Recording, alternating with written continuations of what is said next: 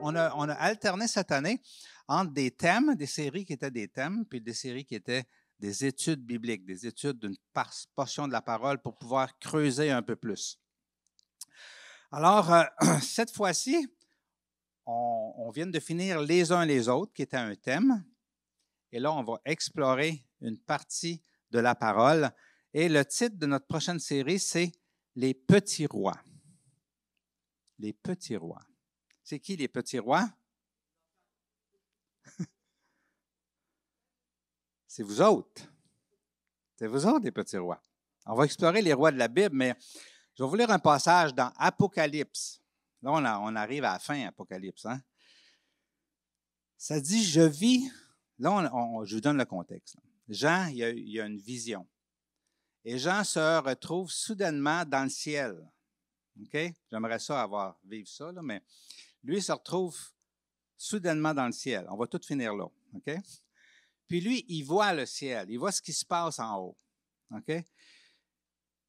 Ça commence au début, il y a la révélation de Jésus. Il ne voit pas comme un homme limité, mais il le voit dans toute sa gloire. Ensuite, le chapitre 2 et 3 de Apocalypse parle de Dieu parle aux églises. Et on arrive au chapitre 4 et 5, et là, il voit vraiment ce qui se passe en haut.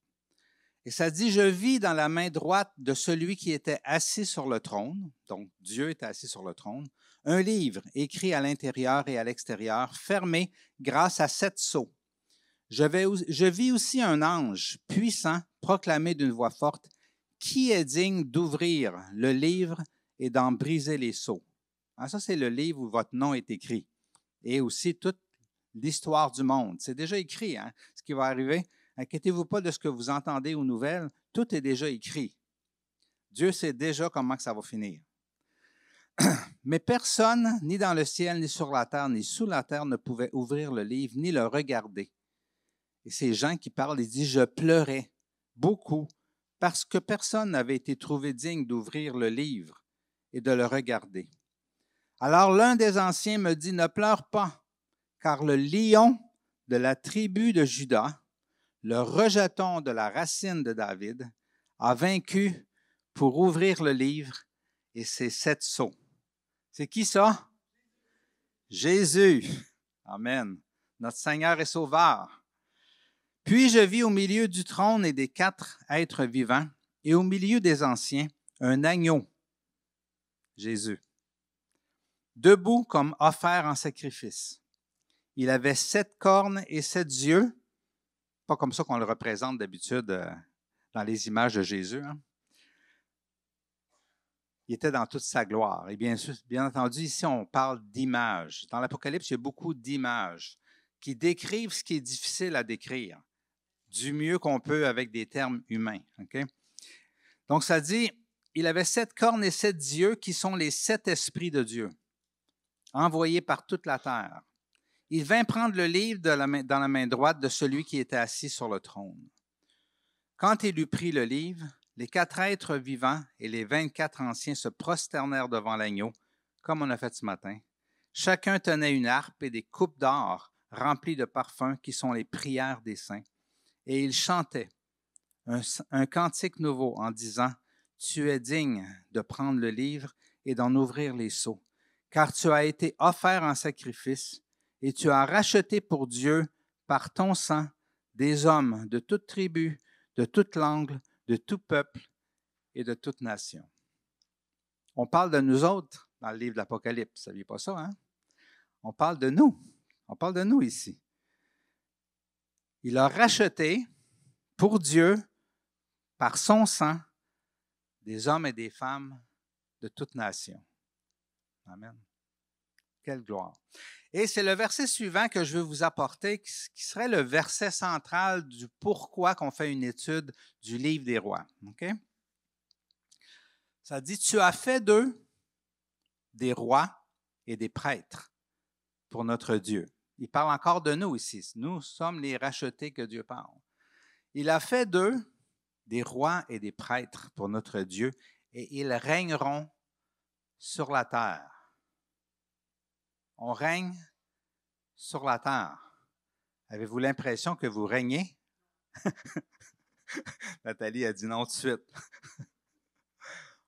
On n'a pas l'impression de régner, mais saviez-vous ça qu'on régnait sur la terre? Jésus, par son sacrifice sur la croix, a engendré des fils et des filles, qui est l'Église. Et ces fils et ces filles-là que vous êtes sont des prêtres. Prêtres, c'est des intermédiaires entre le monde et Dieu. Donc, c'est grâce à nous et nos prières que le monde va être sauvé et que le royaume des cieux va avancer. Nous sommes des prêtres, des intermédiaires et des rois pour régner sur la terre. Alors, si je vous apprends une nouvelle ce matin, la première nouvelle, je vais vous en apprendre quelques-unes. La première, c'est que vous êtes des rois et des reines et vous régnez en ce moment même sur la terre. Comment? Il faut comprendre c'est quoi régner pour Dieu. OK? On va explorer quelques petits passages juste pour savoir c'est quoi régner. Dans Matthieu, Jésus explique à ses disciples,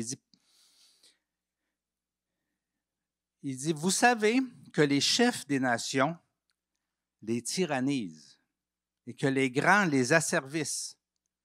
Il n'en sera pas ainsi au milieu de vous. Mais quiconque veut être grand parmi vous, qu'il soit votre serviteur. Comment est-ce qu'on règne? On règne comme Jésus a régné. On est au service de ce monde. On est venu non pas pour être servi, mais pour servir, comme Jésus a fait. Je ne suis pas venu pour être servi, mais pour servir. C'est ça, régner dans le royaume des cieux. Et nous sommes ici sur la terre nous sommes en fait engendrés du même esprit qui était en Jésus-Christ.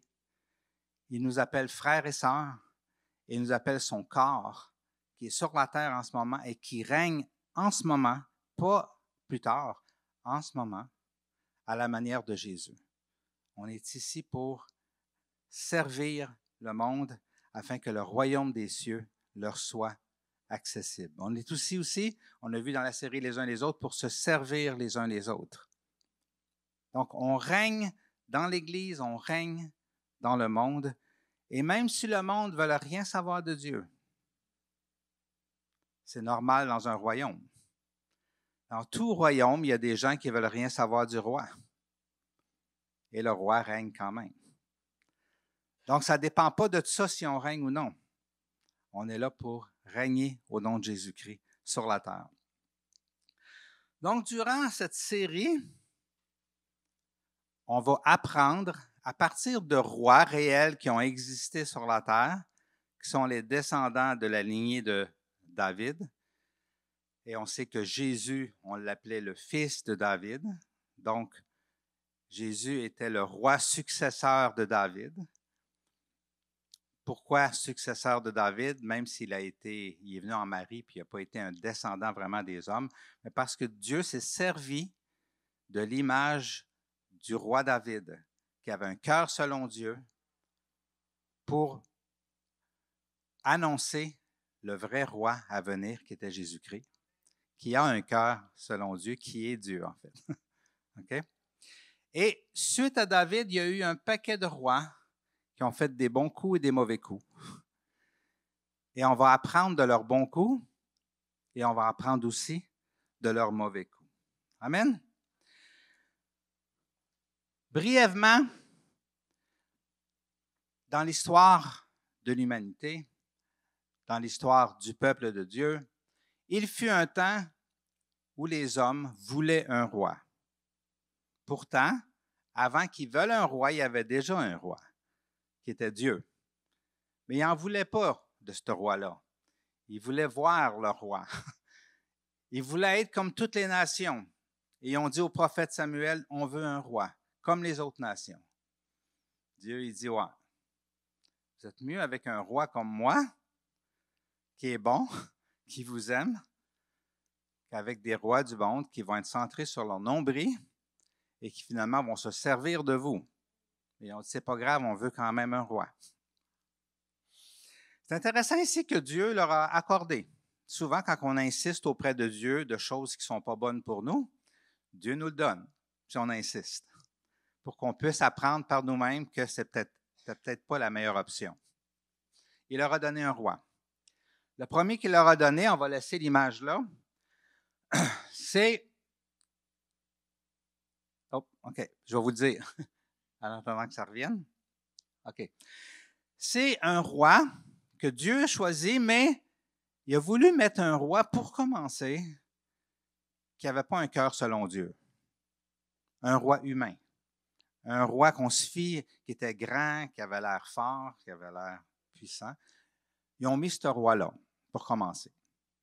Et bien entendu, ce roi-là, qui n'avait pas un cœur selon Dieu, n'a pas suivi Dieu et a voulu plutôt suivre lui-même. Il avait un amour propre, trop grand pour suivre Dieu.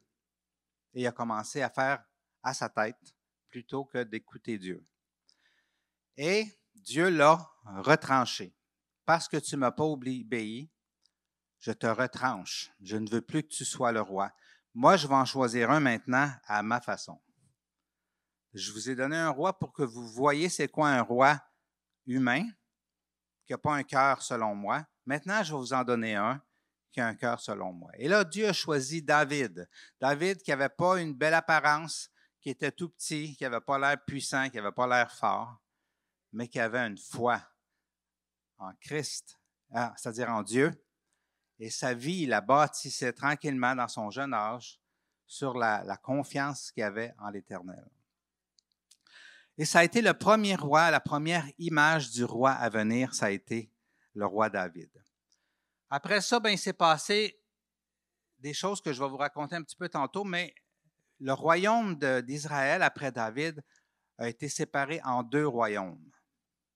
D'un côté, il a continué à régner en Israël des rois selon le cœur humain. Et il y a eu aussi la lignée de David, qui était les descendants de celui qui avait un cœur selon Dieu, mais avec tous les travers humains. Qui a fait qu'il y a eu des bons rois, il y a eu des mauvais rois, il y a eu des moyens rois. Il y a surtout eu des moyens rois, qui avaient du bon, puis il y avait du mauvais. Okay?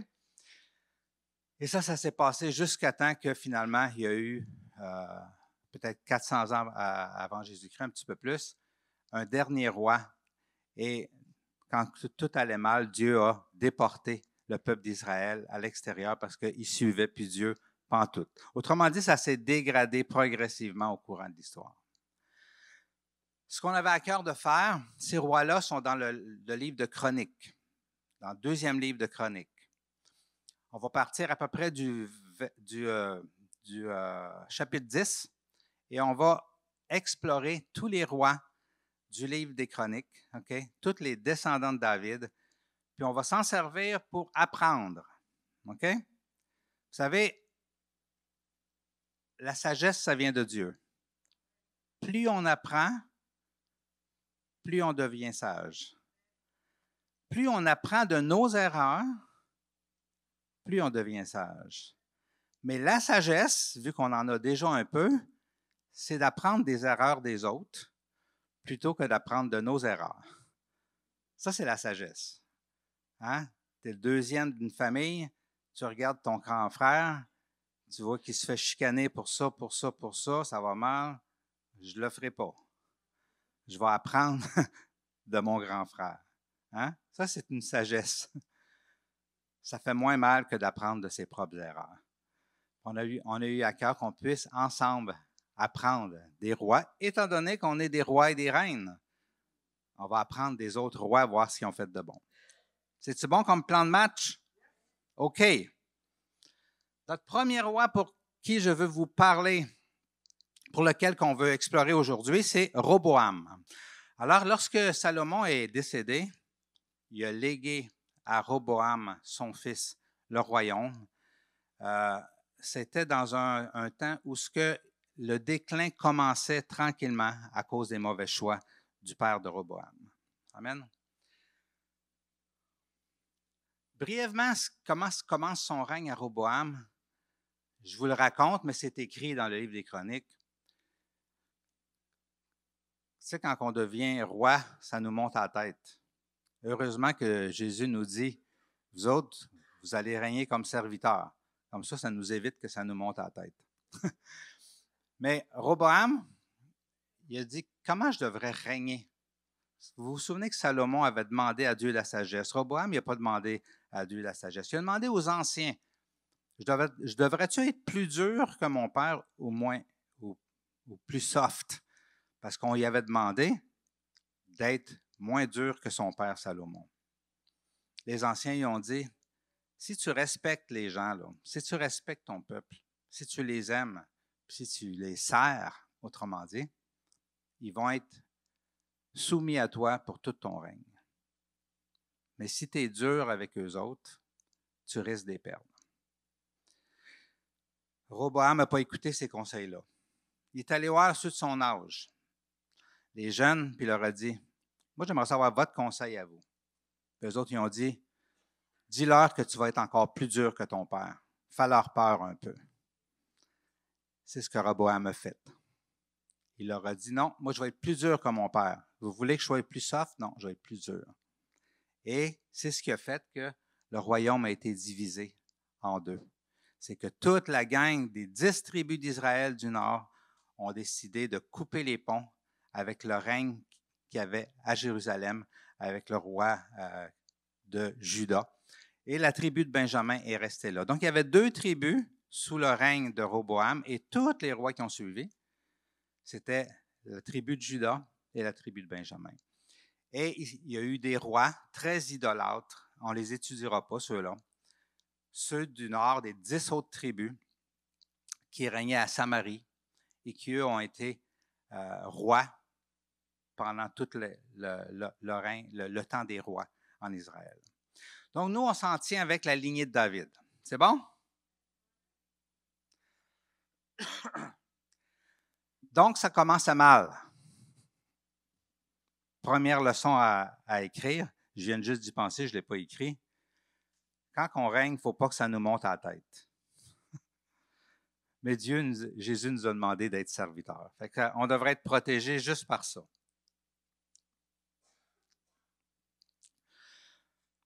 Roboam, donc, il a mal commencé, il a fait des gaffes. Est-ce qu'il y en a parmi vous qui ont mal commencé leur vie chrétienne et qui ont fait des gaffes? Moi aussi. Ça nous arrive toutes. OK? On est jeunes dans la foi. Roboam était un jeune roi. Il n'a pas fait ce qu'il fallait. OK? Vous savez que même si on fait des gaffes, Dieu est avec nous autres. C'est intéressant parce que Roboam, quand il a vu que les 10 autres tribus se sont rebellées contre lui, le premier réflexe qu'il a eu, ça y est encore monté à la tête, la royauté, là. Il dit, OK, je réunis 180 000 hommes, on va attaquer le nord. On va les soumettre de force. Hein? Ça dit dans 2 Chroniques 11, 1 et 2. Roboam rassembla la communauté de Juda et de Benjamin, soit 180 000 hommes d'élite, aptes à la guerre, pour qu'ils combattent contre Israël, afin de le ramener sous sa domination. Mais la parole de l'Éternel fut adressée à Shemaïja, l'homme de Dieu. Donc, il y avait un prophète. Dieu a parlé à un prophète pour qu'il puisse parler à Roboam. Dieu n'a pas abandonné Roboam à cause de ses erreurs. Dieu ne nous abandonne pas à cause de nos erreurs. OK? Voilà ce qu'il dit. Il dit, parle à Roboam, le fils de Salomon et le roi de Juda, ainsi qu'à tout Israël en Juda et en Benjamin. Annonce-leur, voici ce que dit l'Éternel. Ne montez pas faire la guerre à vos frères, que chacun de vous reparte chez lui, car c'est de moi que vient cette situation. Ils obéirent aux paroles de l'Éternel et firent demi-tour, renonçant à marcher contre Jéroboam. Les 2 mots se ressemblent, mais Jéroboam, c'était lui le roi du Nord, qui n'était pas un descendant de David. Okay? Ça a été le premier roi du peuple, des 10 autres tribus. Donc Dieu lui dit, il lui envoie un prophète et il lui dit, vas-y pas, ça va mal aller. Roboam a écouté. C'est ça qui est extraordinaire. Il était encore à l'écoute de Dieu, malgré toutes ses erreurs. Amen. Je vous amène des principes ce matin. Premier principe, je vous en ai donné un tantôt, mais je ne l'avais pas écrit ici. Ça ne nous monte pas à la tête. Ça ne sera pas écrit. Premier principe, peu importe nos erreurs, soyons à l'écoute de Dieu et obéissons à ce qu'on entend. Parce que Dieu nous aime, Dieu est bon, Dieu n'arrêtera jamais de nous aimer. Dieu va toujours rester bon. Pour tous ceux qui veulent l'écouter et lui faire confiance. Amen. Roboam a été attentif à ce que Dieu disait. Il l'a écouté et il s'est évité une grosse tragédie. Amen.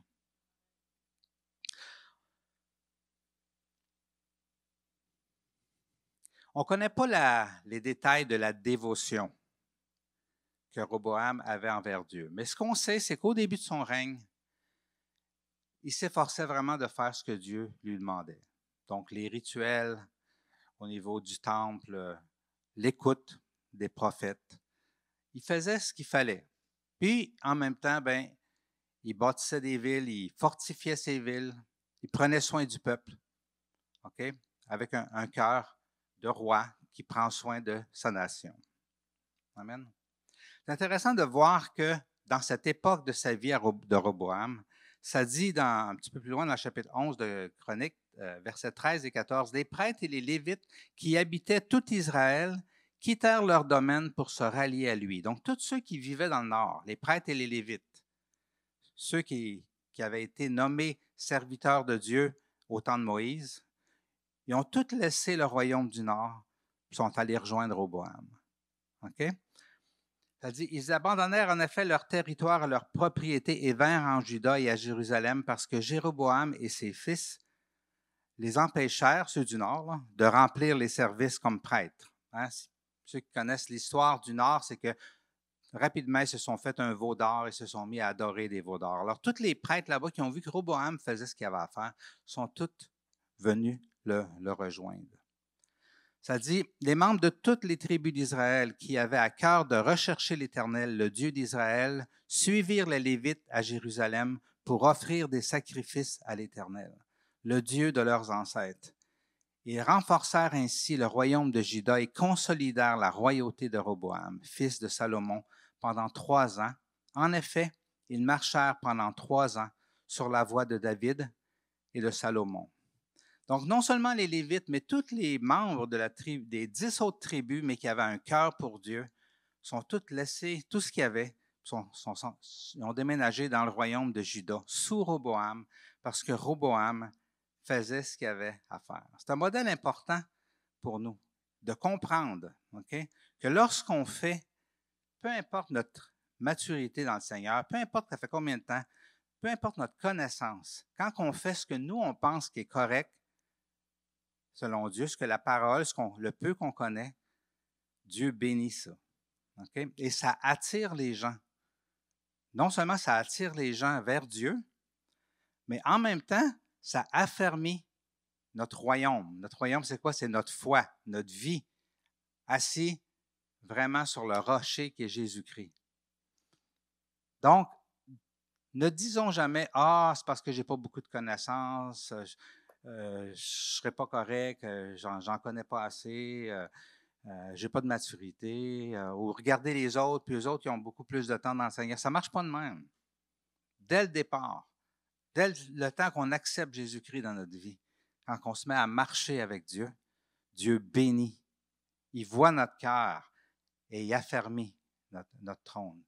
Dites jamais, « Ah, j'en connais pas assez pour amener des gens au Seigneur. » Juste le fait que vous êtes fidèle à Dieu, les gens vont vers Dieu. Donc, c'est mon deuxième principe. Restons sur le bon chemin et ceux qui sont sensibles à Dieu vont être attirés. Et on va être affermis dans toutes nos voies. Amen. Roboam n'était pas très avancé dans sa propre maturité, concernant la relation personnelle avec Dieu, l'intimité avec Dieu, la présence de Dieu, la connaissance de la Bible, la connaissance théologique. Pas plus que ça. Mais à cette époque de sa vie, il faisait ce qu'il faut. Et à cause de ça, son royaume était affermi et les gens étaient attirés à Dieu. Vous n'avez pas idée à quel point votre fidélité envers Dieu, dans votre vie personnelle, fait un changement autour de vous. Peu importe les réactions, peu importe s'il y a des gens qui vous méprisent, qui vous persécutent ou qui rient de vous, vous avez une influence. La lumière brille en vous et ça l'influence les gens autour de vous. Ça les fait se questionner, ça les attire à Dieu. Des fois, ça peut les repousser, mais parce qu'en dedans d'eux autres, il y a des conflits qui se créent. Mais vous avez une influence incroyable sur eux. Malheureusement pour Roboam, comme pour beaucoup de chrétiens, rapidement, il a arrêté de se rendre compte que finalement, tout ce qu'il y avait venait de Dieu. On est vite à oublier ça. On est vite à commencer à penser que c'est à cause de nous. Et c'est ce qui s'est passé avec Roboam. Hein? Facilement, on oublie le surnaturel de l'intervention biblique parce que tout ce que je vous ai parlé de l'effet de votre fidélité envers Dieu, l'effet, elle est surnaturelle. C'est l'intervention divine. Ce n'est pas des miracles d'un mort qui ressuscite, là, mais c'est aussi miraculeux ce qui se passe quand on marche dans les voies de Dieu. Le ciel est ouvert au-dessus de nous et Dieu affermit nos voies et Dieu nous utilise pour répandre son royaume. Mais facilement, on commence à penser que c'est à cause de nous. C'est ce qui s'est passé avec Roboam. On pense que c'est le naturel de notre vie plutôt que le surnaturel de Dieu. On devient aussi tellement occupé, parce que Dieu nous donne plein de bénédictions quand on marche avec lui, on devient tellement occupé par nos bénédictions qu'on n'a plus le temps de s'occuper du surnaturel de Dieu, de notre relation avec Dieu. Et on s'éloigne peu à peu de Dieu. Mais c'est ce qui s'est passé avec Roboam. Son royaume affermi, les gens qui se déplaçaient du nord pour venir vers lui, bien, il a commencé à penser que c'était grâce à lui. Et il a commencé à faire plein d'erreurs. C'est-à-dire, lorsque Roboam eut affermi sa royauté et qu'il fut devenu fort, il abandonna la loi de l'Éternel et tout Israël l'abandonna avec lui. Lorsqu'il eut affermi sa royauté, lorsqu'il était bien assis, solide, il a laissé Dieu. Et combien on est à risque, chacun de nous, de vivre ça? On n'est pas à risque de perdre notre salut. Dieu vient nous sceller avec son Esprit Saint pour l'éternité. Mais on est à risque de s'éloigner de Dieu et de vivre toutes les conséquences d'un éloignement de Dieu. Dans le livre des rois, là on lit le livre des chroniques. Dans le livre des rois, on parle des rois du Nord, mais on parle aussi des rois d'Israël. Donc, quand vous voulez plus d'informations dans votre étude sur les rois, allez voir aussi dans le livre des rois. Là. Ça dit dans le 1 roi 14, 21, 24, « Roboam, le fils de Salomon, régna sur Juda. Il avait 41 ans lorsqu'il devint roi et il régna 17 ans à Jérusalem, la ville de l'Éternel, que l'Éternel avait choisi de préférence à toutes les tribus d'Israël pour y établir son nom. Sa mère s'appelait Nama, c'était une Ammonite. Les Judéens firent ce qui est mal aux yeux de l'Éternel, et par les péchés qu'ils commirent, ils excitèrent sa jalousie, plus que l'avaient fait leurs ancêtres. Ils se construisirent eux aussi des hauts lieux, avec des statues et des poteaux sacrés, sur toutes les colonnes élevées et sous tout arbre vert. Ça, c'est toutes des désobéissances à Dieu, c'est de l'idolâtrie. Ils se sont mis à adorer tout sauf Dieu. Il y eut même des prostituées dans le pays. Ils imitèrent toutes les pratiques abominables des nations que l'Éternel avait dépossédées devant les Israélites. Et les autres suivirent et firent encore pire que Roboam. Hein? Je vous redonne le verset en soulignant en gras. Ça dit, lorsque Roboam eut affermi sa royauté et qu'il fut devenu fort, il abandonna la loi de l'Éternel. Et ça dit, et tout Israël l'abandonna avec lui. Lorsqu'on s'éloigne de Dieu, ce n'est pas juste nous qui nous éloignons de Dieu, mais ceux qui nous entourent. Et j'avais juste le goût de faire une petite parenthèse pour les parents ici. Je sais qu'il y a plusieurs parents dans l'Église qui voient à un moment donné que leurs enfants ne suivent pas Dieu et ça les décourage.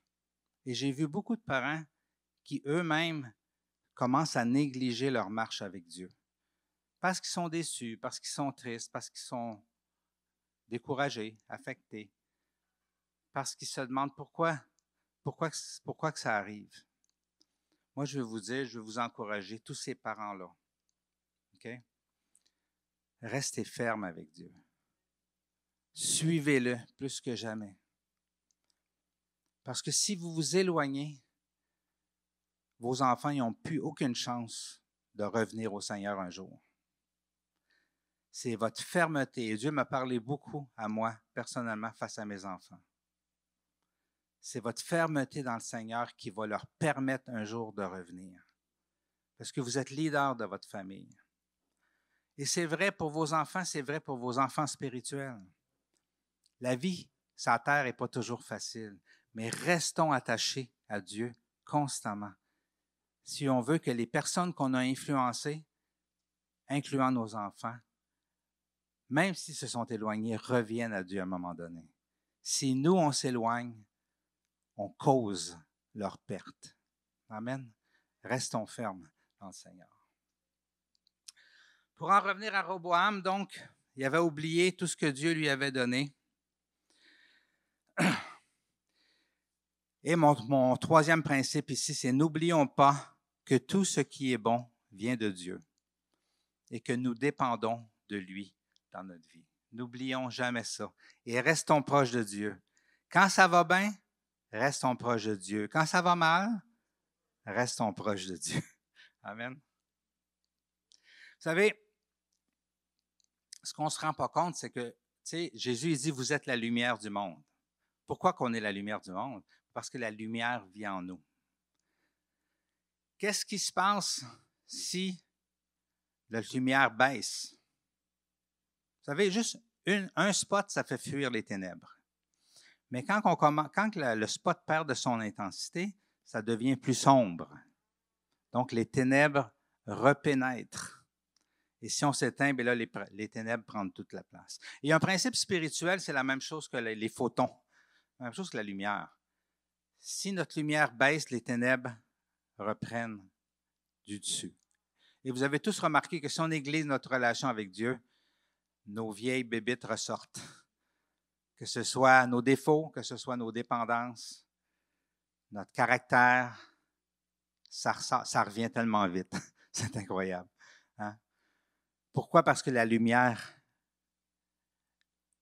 baisse et les ténèbres, ils cherchent constamment à vouloir rentrer. Amen. Le soleil, s'il envoie ses photons, les ténèbres n'ont pas le choix de se tasser. Mais il existe une sorte de lumière que pour qu'elle brille, il faut l'accueillir dans notre cœur. Et je voulais juste faire une parenthèse sur la lumière. Jésus dit, dans Jean 1, 4 à 5, c'est-à-dire Jean dit en parlant de Jésus, « En elle, il y avait la vie, et cette vie était la lumière des êtres humains. La lumière brille dans les ténèbres, et les ténèbres ne l'ont pas accueillie. » Lorsqu'on accueille la lumière, lorsque vous avez accepté Jésus dans votre cœur, vous avez permis à cette lumière de briller. Donc, ce n'est pas comme le soleil que s'il émet des photons, ça éclaire partout. La lumière qui vient de Dieu, elle brille lorsqu'on l'accueille, lorsqu'elle vient en nous et elle se met à briller dans le monde. Donc, la lumière de Dieu dépend de vous. Si vous l'accueillez, elle va briller. Si vous restez attaché, elle va briller encore plus. Si vous vous éloignez de Dieu, elle va briller moins. Et les ténèbres attendent juste ça pour avancer. Amen. Cette lumière était la vraie lumière qui, en venant dans le monde, éclaire tout être humain. Elle était dans le monde et le monde a été fait par elle, pourtant le monde ne l'a pas reconnue. Elle est venue chez les siens et les siens ne l'ont pas accueillie. Mais ça dit, mais à tous ceux qui l'ont acceptée, à ceux qui croient en son nom, elle a donné le droit de devenir enfants de Dieu. Tous ceux qui ont accepté la lumière, qui ont accepté Jésus, on devient enfant de Dieu. Ici, dans cette version-là, on dit le droit. Il y a une autre version qui dit le pouvoir de devenir enfant de Dieu. Et c'est intéressant que Jésus dit à ses enfants, à ses disciples, pendant que vous avez la lumière avec vous, donc Jésus, croyant en la lumière, afin que vous deveniez enfants de lumière. Donc vous êtes enfants de Dieu, vous êtes enfants de lumière, vous êtes lumière du monde. Mais il faut rester proche de Dieu pour qu'elle continue de briller. C'est super important. OK? Roboam s'est éloigné de la lumière. Et qu'est-ce qui est arrivé? Les ténèbres, ils attendaient juste ça pour envahir Roboam et le royaume d'Israël avec tout ce qui est croche. Et je vous disais qu'au temps de Salomon, Israël était en paix. Ça veut-tu dire que les autres peuples n'avaient pas le goût d'envahir Israël? Le monde veut tout le temps s'envahir. Ça, c'est l'être humain. Mais ils ne pouvaient pas. La lumière était trop forte. Mais quand la lumière a baissé, ça dit, la 5e année du règne de Roboam, Shishak, le roi d'Égypte, monta contre Jérusalem parce qu'il avait fait preuve d'infidélité envers l'Éternel.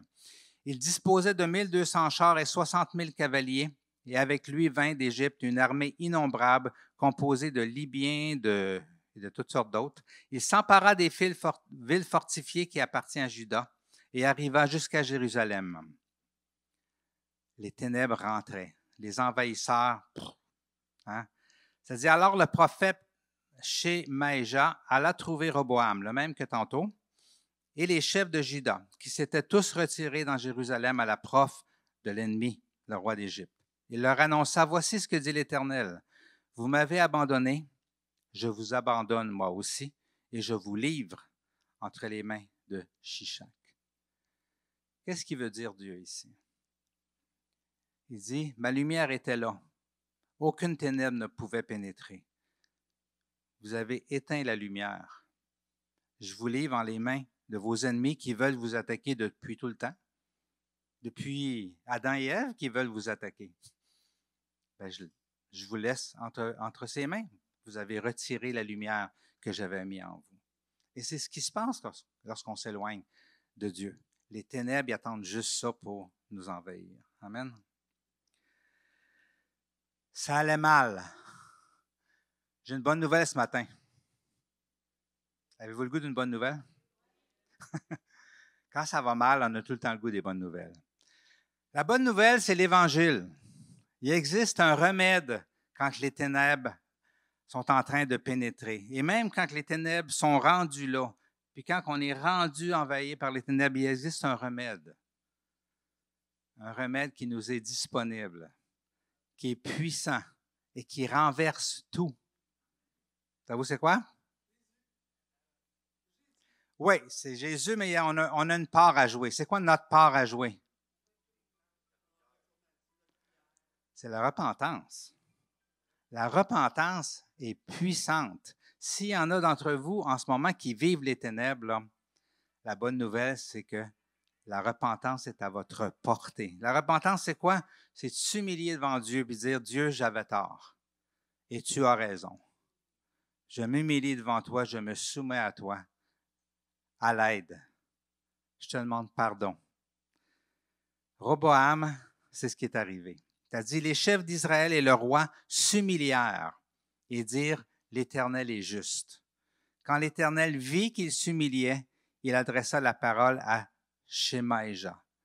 Puisqu'ils se sont humiliés, je ne les détruirai pas. Je ne tarderai pas à les secourir et ma colère ne se déversera pas contre Jérusalem par l'intermédiaire de Shishak. Une chance qu'on ait cette bonne nouvelle-là. Sinon, avouez qu'on serait dans la chenoute, n'est-ce pas? Un peu plus loin, ça dit, comme Roboam s'était humilié, l'Éternel détourna sa colère contre lui et ne le détruisit pas entièrement. De plus, il y avait encore de bonnes choses en Juda. Donc, le 4e principe que j'avais à cœur de vous emmener ce matin, c'est la repentance, c'est le remède de l'Évangile que Dieu nous a donné. peu importe notre vie avant notre conversion, lorsqu'on s'est repenti, lorsqu'on a tourné le dos à notre ancienne vie et qu'on a donné notre vie à Christ, il nous a pardonné complètement, complètement. Lorsque dans notre vie chrétienne, on s'éloigne et que les ténèbres viennent pénétrer, la repentance est tout aussi efficace. Dieu n'attend que cela pour faire briller sa lumière à nouveau. Et qu'est-ce qui arrive quand la lumière de Christ brille? Les ténèbres fuient. Ils s'en vont en courant. Amen. Ne nous privons pas jamais de la repentance. Laissez jamais l'ennemi vous faire croire qu'il est trop tard ou que c'est trop grave ce que vous avez fait. C'est des mensonges. La repentance, elle est puissante en toutes circonstances. Et Christ est mort sur la croix pour qu'on puisse vivre ce pardon-là. Amen. Vous avez vu qu'il a dit, il détourna sa colère de lui et ne le détruisit pas entièrement. Il n'a pas détruit le royaume de Juda entièrement. C'est intéressant de voir ce qui suit. Il a dit, dans le verset après, il dit, cependant, ils lui seront asservis. Ils vont être asservis au roi d'Égypte. Et regardez pourquoi. Et ils sauront quelle différence cela fait de me servir et de servir les royaumes des autres pays. Est-ce que vous vous êtes rendu compte que des fois, sur la terre, même quand on se repent devant Dieu et qu'il vient nous sauver, puis que dans notre cœur, on se sent tellement libre, eh bien, que la vie continue de ne pas être facile? Dieu sert de notre vie pas facile pour nous faire grandir, pour nous faire comprendre des choses. Ici, dans le cas qu'on voit, il voulait montrer au peuple que finalement, être asservi à n'importe quel roi de ce monde ou autorité de ce monde, c'est bien plus rough, bien moins le fun, bien moins glorieux, bien plus souffrant que d'être soumis à Dieu qui est bon, qui nous aime et qui veut que notre bien. Dieu il voulait qu'ils comprennent ça. Donc oui, Dieu nous sauve par la repentance, nous délivre par la repentance, mais il continue de nous faire vivre plein de choses dans ce monde pour nous entraîner, je dirais, à se soumettre complètement à lui. Le seul bon roi, le seul qui pourvoit, le seul qui fait du bien. Il veut nous délivrer de toutes les idoles de ce monde qu'on a tellement tendance à s'attacher en pensant que les choses que le monde nous offre vont nous donner un certain bonheur. C'est pas vrai. C'est tout le temps faux. C'est de la fausse information. C'est à la mode de dire ça. Hein? Il y a juste Dieu qui peut nous satisfaire notre âme, pourvoir à nos besoins, délivrer, nous rendre vraiment libres. Il y a juste lui. Amen. Donc, si vous voyez que des fois, Dieu ne donne pas complètement ce que vous attendriez de lui, dites-vous qu'il y a une raison en arrière. Et cette raison-là, c'est motivé par son amour qu'il y a pour chacun de nous. Amen. Je vous laisse par le verset central de tout ce que je vous ai apporté ce matin. C'est la conclusion que l'auteur qui a écrit l'histoire de Roboam a, et c'est cette même conclusion que je veux qu'on prenne pour nous autres ce matin. Ça dit dans 2 Chroniques 12, 14, en parlant de Roboam, « Il fit le mal parce qu'il n'appliqua pas son cœur à chercher l'Éternel. » Ça, c'est une vérité qui est aussi vraie en 2024 pour chacun de nous qui sommes chrétiens que ça l'était pour Roboam. Si on n'applique pas notre cœur à chercher l'Éternel à chaque jour de notre vie, si on ne fait pas tous nos efforts pour rester proche de lui, si on ne fait pas de lui notre compagnon de tous les jours en priant sans cesse, prier sans cesse, ça veut simplement dire de lui parler toute la journée. Si on ne met pas cette journée du sabbat à part où il nous demande de venir l'adorer en assemblée et recevoir ses bénédictions qu'il déverse sur ceux qui s'assemblent, si on n'ouvre pas sa parole pour se nourrir, autrement dit, si toute notre vie ne cherche pas constamment sa présence, sa bonté dans notre vie, notre tendance humaine, ça va être de retourner vers le mal. On n'est pas fait différent des autres. On n'est pas meilleur qu'un autre. On n'est pas mieux que Roboam ou que Salomon, qui avait la plus grande richesse, la plus grande sagesse, et que pourtant il a dévié. La clé est là. Cherchons l'Éternel. Et il n'y a rien qui va nous ébranler. Amen. Je vous parle juste de Carmen. OK? On va mettre la photo de Carmen. Cette femme-là, j'étais un jeune chrétien quand je l'ai connue. Et je ne pensais pas qu'elle passerait l'épreuve de rester avec Dieu. Quand je l'ai connue, tout allait bien dans sa vie. Elle lavait les toilettes à la mission. Elle servait Dieu. Et soudainement, elle dit, j'ai mal à la gorge. Je l'examine, elle avait un cancer dans la gorge.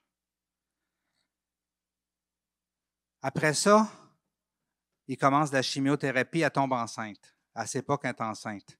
Donc, il continue la chimiothérapie. Et quand elle sait qu'elle est enceinte, bien, son bébé était déjà infirme. Son enfant naît infirme. Peu après, son mari qui était pêcheur se noie dans la mer. Et on le retrouve à des centaines de milles sur le bord d'une rive. Ses filles se marient à des hommes qui n'ont pas d'allure et ils mènent la vie dure. Son fils tombe dans la drogue par-dessus la tête. Et je pourrais poursuivre la liste. Carmen, elle n'a jamais bronché dans sa foi. J'en revenais pas. À chaque fois qu'elle vivait quelque chose comme ça, elle me disait, Dieu sait ce qu'il fait. Dieu sait ce qu'il fait. Pour le vêche, je tombais à terre. J'en revenais juste pas. Dieu sait ce qu'il fait. On l'a revu dans notre voyage quand on est allé au Mexique dernièrement. Cette femme-là, aujourd'hui, elle a une belle famille autour d'elle. Ses filles vont bien. Son fils ne prend plus de drogue. Elle est épanouie. Et elle me dit encore, Dieu sait ce qu'il fait. La clé, elle s'est attachée à l'Éternel. À rester attachée à l'Éternel. Et il n'y a rien de ce que l'ennemi a tenté pour détruire sa foi qui a réussi. Parce qu'elle était attachée à l'Éternel. Amen. Restons attachés à Dieu.